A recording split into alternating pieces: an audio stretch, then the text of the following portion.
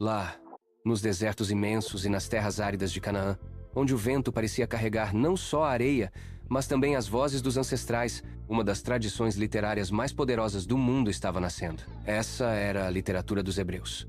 Mas o que tornava essa literatura tão única? Não era apenas sobre contar histórias de heróis ou batalhas, mas sobre transmitir uma sabedoria divina, uma história sagrada que tocava o coração de Deus.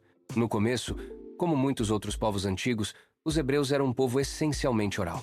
As histórias não estavam em livros ou pergaminhos, mas eram passadas de geração em geração através de canções, orações e rituais. As primeiras narrativas falavam dos patriarcas, Abraão, Isaque, Jacó, e das promessas feitas por Deus a esse povo. Mas não era só sobre o que aconteceu.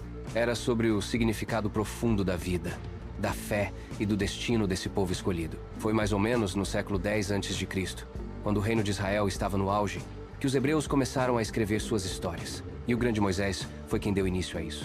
Ele registrou os relatos mais sagrados, como a história da criação, a libertação do Egito e os 10 mandamentos, que se tornaram as bases da identidade e da moral do povo hebreu.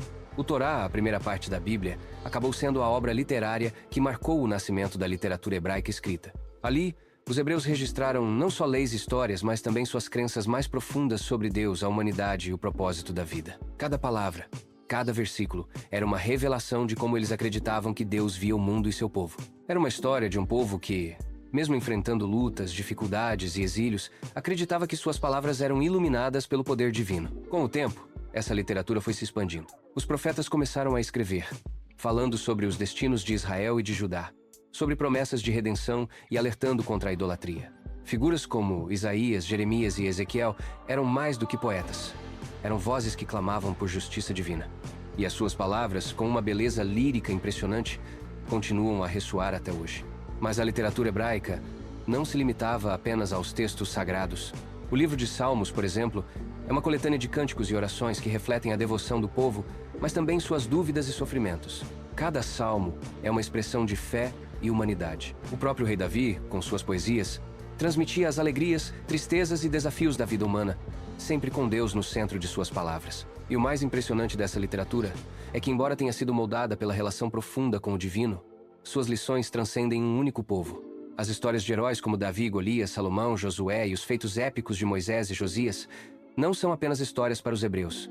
Elas falam de coragem, sabedoria, fé e sacrifício, qualidades que ressoam com qualquer pessoa, em qualquer época. A literatura hebraica, ao longo dos séculos, foi se expandindo, mas sempre com o mesmo objetivo: ensinar às próximas gerações sobre o que é justo e verdadeiro, o que é divino e humano, como viver com integridade, mesmo diante da adversidade.